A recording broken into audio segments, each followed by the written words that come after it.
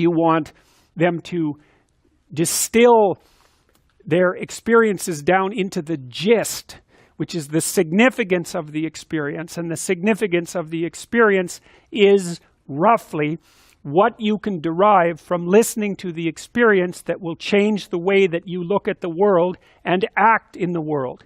So it's valuable information, and they can tell you a terrible story, and that can be valuable because that can tell you how not to look at the world and act in it, or they can tell you a positive story. You can derive benefit either way, which is why we also like to go watch stories about horrible psychopathic thugs.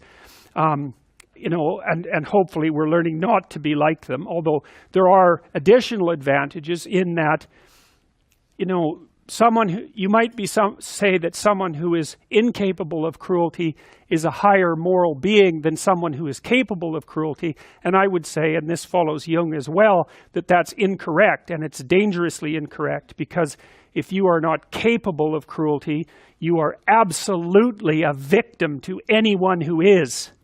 And so part of the reason that people go watch anti-heroes and villains is because there's a part of them crying out for the incorporation of the monster within them, which is what gives them strength of character and self-respect, because it's impossible to respect yourself until you grow teeth. And if you grow teeth, then you realize that you're somewhat dangerous, or maybe somewhat seriously dangerous, and then you might be more willing to demand that you treat yourself with respect and other people do the same thing. And so that doesn't mean that being cruel is better than not being cruel. What it means is that being able to be cruel and then not being cruel is better than not being able to be cruel. Because in the first case, you're nothing but weak and naive. And in the second case, you're dangerous, but you have it under control.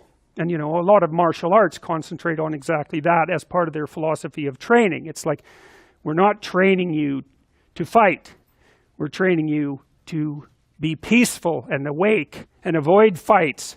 But if you happen to have to get in one, and I guess the philosophy also is that if you're competent at fighting, that actually decreases the probability that you're going to have to fight, because when someone pushes you, you'll be able to respond with confidence, and with any luck, and this is certainly the case with bullies, with any luck, a reasonable show of confidence, which is very much equivalent to a show of dominance, is going to be enough to make the bully back off.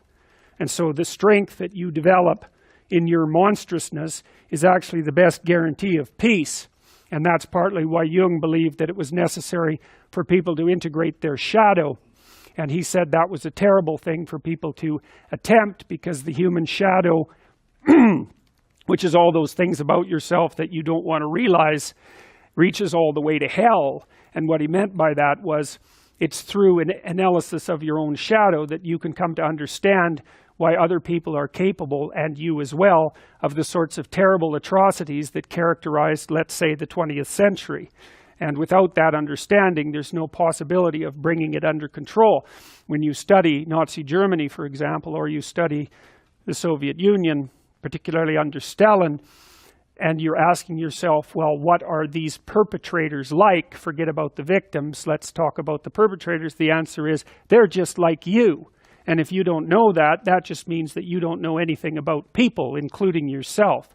And then it also means that you have to discover why they're just like you. And believe me, that's no picnic. So that's enough to traumatize people, and that's partly why they don't do it. And it's also partly why the path to enlightenment and wisdom is seldom trod upon, because if it was all a matter of following your bliss and doing what made you happy, then everyone in the world would be a paragon of wisdom. But it's not that at all. It's a matter of facing the thing you least want to face.